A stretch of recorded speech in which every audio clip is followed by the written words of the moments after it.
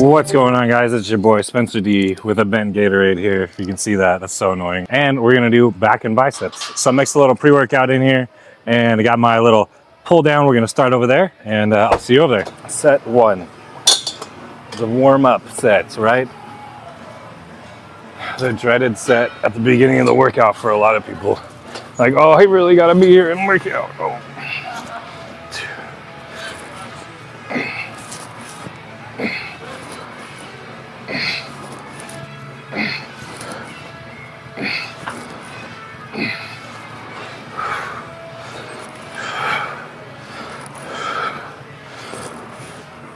All right, 12 reps. 12 reps, but I think I'm gonna get my hand straps on. Man, I literally just bumped my head on this thing a second ago, but it was off camera. Anyway, I wanted to talk to you guys about when I'm doing underhand grip like this or any grip on this lat pull down is just stick your pointer finger up like that. And I'll show you here when I get the other strap. You're gonna want to do both hands, obviously. And what that does is it allows you to pull from the elbow, pull from your pinky, which translates to pulling from the elbow a little bit better. And it takes the bicep out of the movement to a degree. So I'm just trying to do two things at once, adjust this and talk to you guys, but set number 2 here. So pointer fingers up.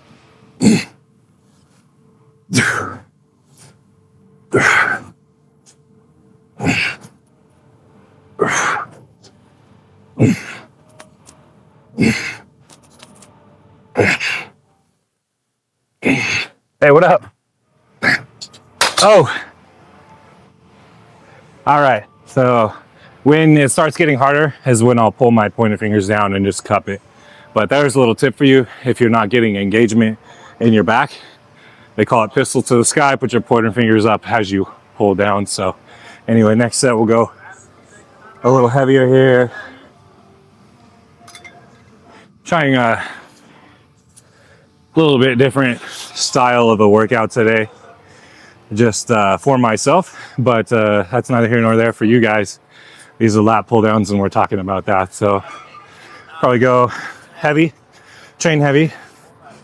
Usually, there's a time and place for everything, but usually you should go heavy. If your body is ready and it's not overly fatigued. And heavy could be like heavy within reason. So like if we put that on a, 10 to 100 dumbbell scale, and you can get the 100s for 1 rep, that's heavy, but it's not where you should be working at. You should be working down towards the 75s, 70s even, and 80s and 85s. That range based on the previous week and based on how fatigued your body is, because we have real lives. A lot of us out there, I'm speaking to you guys, don't necessarily train for a living. So like it's more about hanging out at the gym, enjoying the process, and getting some gains. So by doing this, you're allowing yourself to use weights that you can control. And pretty soon you'll be doing the 100s for 10 reps. And then at that point, you got to look for a new gym that has heavier dumbbells. So, yep, a little 10 cents. Rest a little bit, take another swig of this Gatorade, and then do my next set. Man, that's quite a flavor right there. It's intense. Gatorade and pre-workout. I'm already buzzing. Already buzzing. Feel like I had a red line. All right, next set here. See if we can get some good quality reps in. All right, being a perfectionist up here. At some point, you just gotta lift the weight. Oof.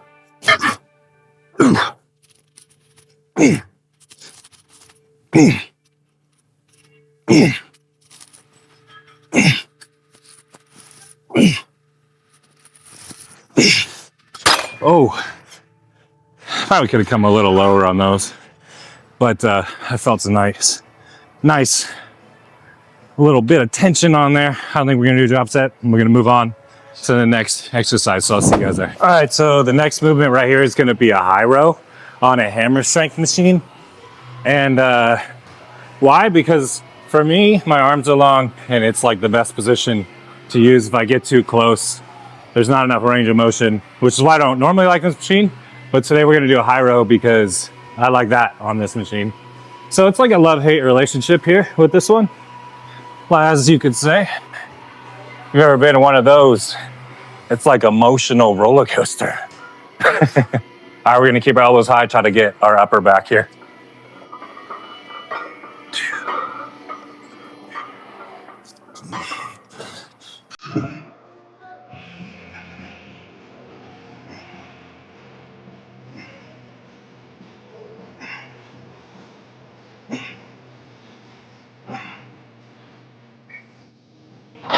All right, stop there at 12, and then obviously go up in weight. And by the looks of it, I gotta walk around and find some 45s. Change the angle a little bit for you. We're gonna do our next set here. I just wanna say too, like, why do machines, you know? And if you train with free weights a bunch, you'll find that your stabilizers get fatigued. And during some of your workouts, when your stabilizers are fried, so to say, you know, it's nice to have a break. Is kind of usually the correct way to say it right there. Is it's nice to have a break on the stabilizers to give them a little extra recovery time so you can then go lift heavy with free weights again, and then also reduce your chance of injury. So this is a long drawn out way of saying that choose machines sometimes to let your stabilizers recover, and you can still allow your primary lats or whatever to, I'm kind of rambling here. Basically, when you use free weights, you know, your rotator and stuff gets worked a bunch, right? So at some point, you know, you need to get massages and stuff like that and let it recover. And it can take a while to recover, especially if you like max out or something like that. So when you substitute machines, it allows, you know, your core to rest and you to focus more on like your lats, specifically in this movement. Or if you use machines like on biceps, you know, you're going to use less momentum, and then you're able to position your elbows on the machine to contract the bicep in a better isolated position than swinging dumbbells around. So when you use machines, it's nice to do that, to give all the assisting muscles a break for recovery reasons. Okay, I don't even know if I'm gonna put that in the video, but it was a mouthful to say off the top of my head with no cards, with no teleprompter. Kamala Harris. Okay, anyway, we're gonna work on muscle contraction here for upper back. Keep chest nice and supported, and then we're gonna bring our elbows high, attacked the upper back. 2, 3.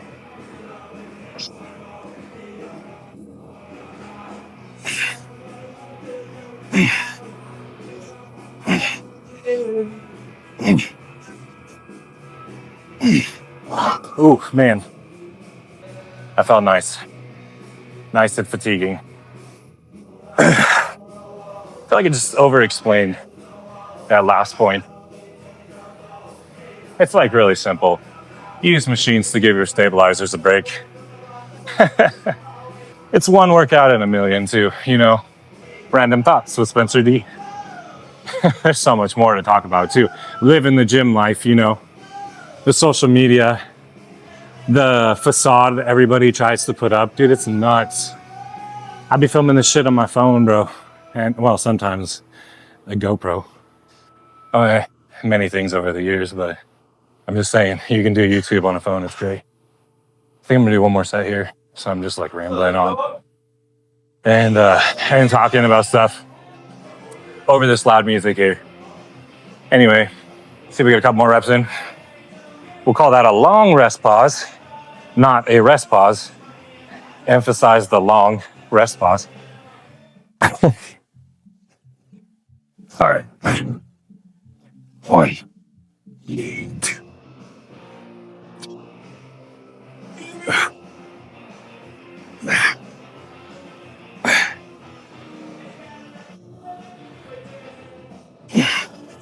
Ooh.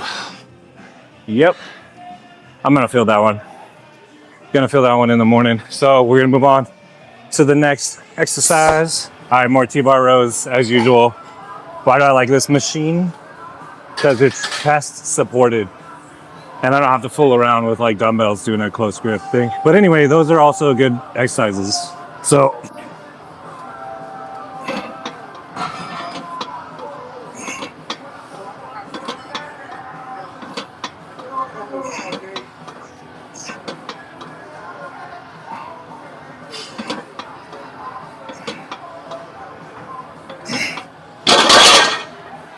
oh, 10 reps. I don't know if you guys hear me, there's a giant fan behind me. All right, next set here. Get some good breaths in. Get my wraps all ready. And then hit the weight.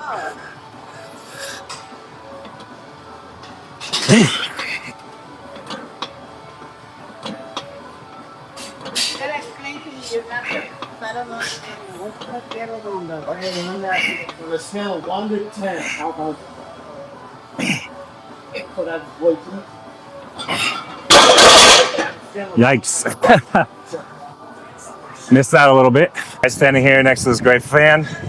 I'll see you guys at the next exercise. That is it for chest supported T-bar rows. We're gonna do single arm lat pull downs. And yeah, we're gonna do it with a cable instead of a machine, which technically cable is kind of our machines, right? Fucking Skynet, bro. All right, look, check this out. We're gonna try to keep constant tension in it. We're gonna do underhand grip, even point our pointer finger up if we have to. But the point is constant tension, get as much stretch as you can, bring it down and tuck. It's kind of at the weight that I wanna work out, so it's hard to do explaining and working at the same time here, so let me just stop. But as you bring it down, you kind of wanna tuck and squeeze your hip and your lat down just like that. Once you kind of figure that out, it changes the movement entirely. But what I'm saying is, as you bring your elbow down, you got to feel a contraction there in your lat. So adjust as need be, but the basic form is underhand, elbow close to body, bring it down and tuck into it is the best way I can put it for you guys today. Now I got to do my set. You guys are a distraction over there. Just staring at me working out. All right, here we go.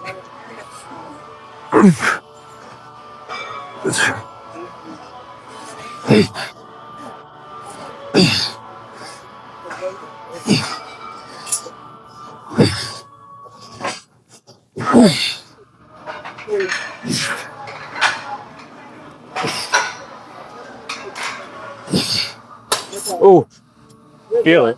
And switch arms.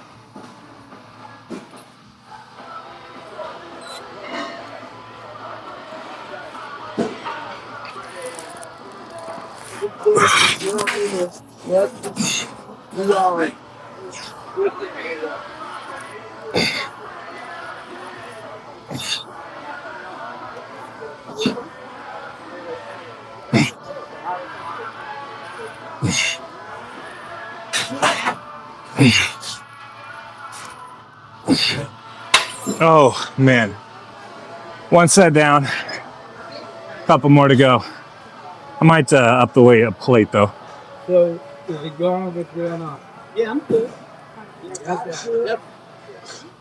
And then I gotta stay hydrated, you guys, with my Sunny D. I mean Spencer D. I mean Sunny D. If I made a drink called Spencer D, would you drink it? Like booty juice from that one movie.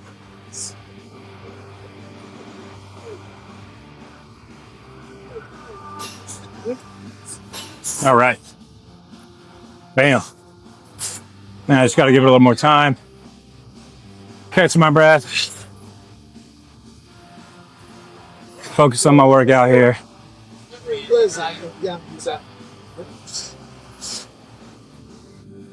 That's one thing, you know, I find it's easy to do in the gym is to get distracted.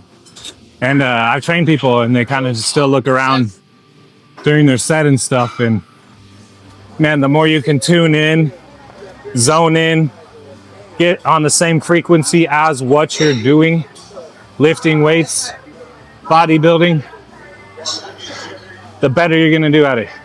The more effort you're going to be able to generate from within to achieve. No joke. You want to see some changes? Start focusing. Really attune yourself to what you're doing. Like right now, we got a conversation here, and technically it's a distraction. So one of these days, I'll just have to leave the camera rolling and work out. Pretend you ain't even there. But all right, it's still my motherfucking set, so.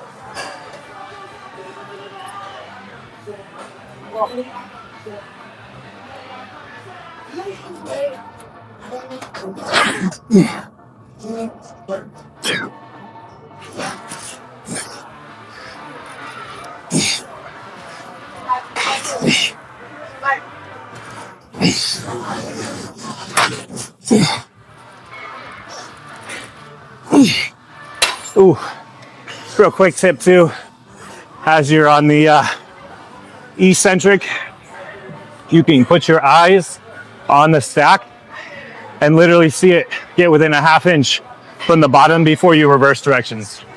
So comes in handy. Just keeping your eyes open, pay attention to the stack, especially if you're a tall guy. That's it for single-handed lat pull downs, whatever we want to call these out there on the internet these days. All the blood is in my muscles, so do a little bit of arms, and then we're gonna call it a workout. So let's move on to a little bit of biceps. All right, we're gonna do a little old school style preacher curl here. Let's try and focus on twisting our wrist here at the top.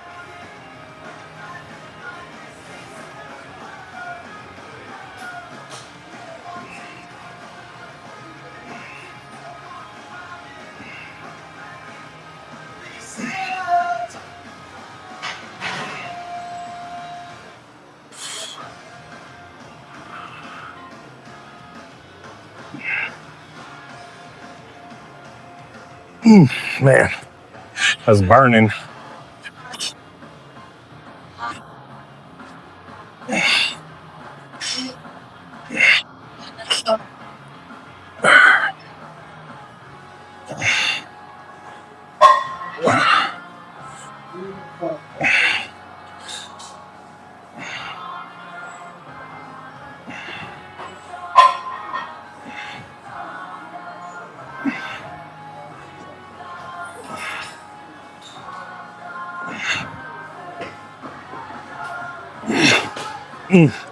Burning at 12 there. See if we go up another 5 pounds.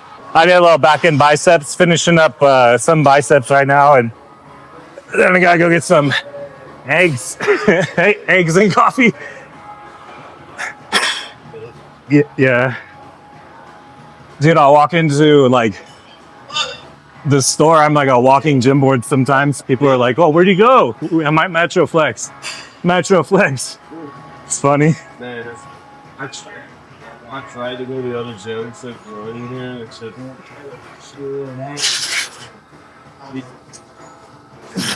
Oh yeah, and then they got all that Stearns equipment and stuff. hit every angle of it. And then everybody's pretty cool. Yeah. That's on us, you know? Mm-hmm. Thanks for that environment, hopefully. Yeah.